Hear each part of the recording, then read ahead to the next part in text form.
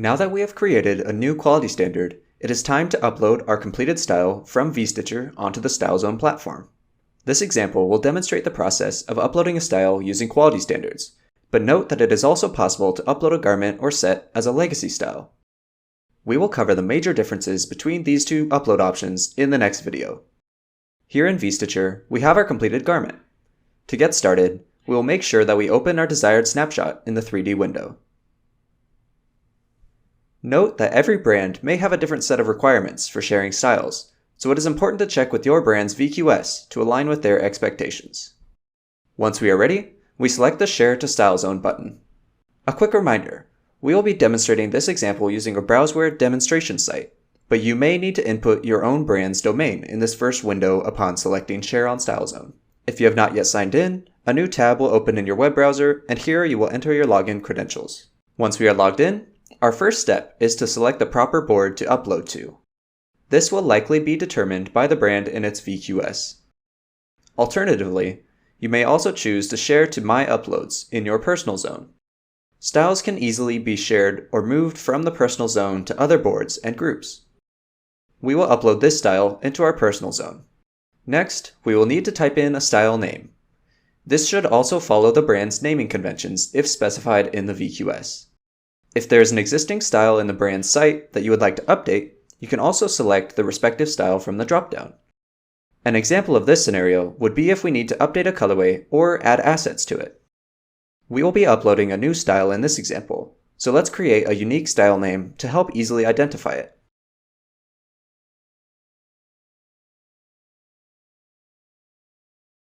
Next, we can add a description if needed. This can also be changed after the style has been uploaded. In the next drop-down menu, we will select a quality standard. As we covered in the previous lesson, a quality standard is a group of render presets that includes the lighting, camera angles, render type, render quality, and the garment drape from selected snapshots. If we look closely at the top of this menu, we also see the option for a legacy share. Selecting this option will open a different upload interface, but we will show that in detail in the next video. We created a new quality standard to use specifically for this garment. In the dropdown, we will search for our newly created standard, which we named Olivia Size 6 Wrap Dress StyleZone Upload. After choosing our quality standard, we will now see several options listed under colorways. A preview image of each colorway is displayed on the left, and the colorway name, a style color selector, and render checkbox are displayed in a table. As discussed in the previous lesson, the style color selector will determine the HDRI lighting preset that gets used when rendering the colorway. In this quality standard, we created a style color preset called Bright and another one called Patterns. We will go ahead and assign Bright for the 3 solid colorways, and we will choose Patterns for the 2 all-over print colorways. Once you make a style color selection, you will see the render preset previews appear. These are the same render presets that we assigned to this quality standard in the previous video. If you do not see the correct render previews appear, or an error message displays instead, this means that either the avatar in the 3D window needs to be updated, or the pose for a render preset hasn't been saved as a snapshot. Note that when you arrive at this step, don't feel pressured to get this right on the first attempt. If you aren't happy with how your render initially turns out, you will be able to make changes and upload again to replace it. Another note, the render previews displayed here do not reflect the final ray trace outcome. These are normal render previews. The render checkbox allows you to include or exclude certain colorways in the upload. There is also a Select All checkbox if you wish to include all the colorways in a style. This checkbox will not become active until all colorways have been assigned a style color. The render preset previews can also be selected or deselected to include or exclude them from the upload. Selected presets will have a yellow bounding box around them to indicate that they will be included in the upload. When a preset is deselected, this yellow box will disappear. Note that the default colorway thumbnail preset cannot be deselected. This is the preset that we chose to become our auto-generated cover image for the style.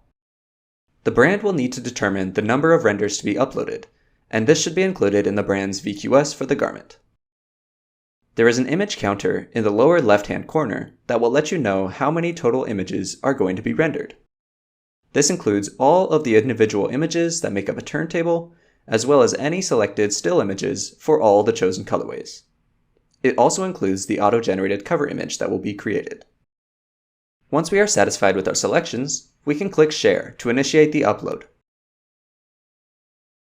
The Share on StyleZone dialog box will process your selections, and you can refer to the progress bar at the bottom for status. After this dialog box completes its task, it will automatically close.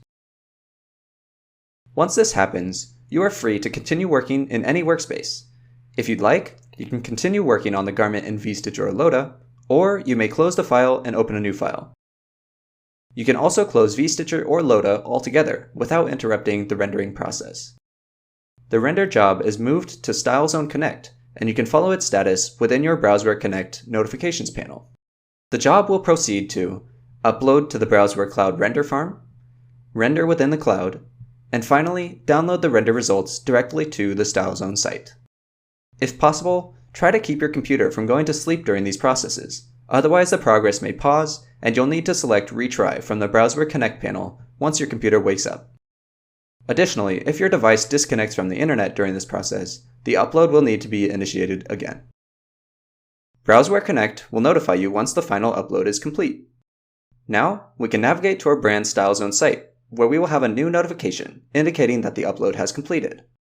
Select the notification to view the new style and its details to ensure everything looks as intended.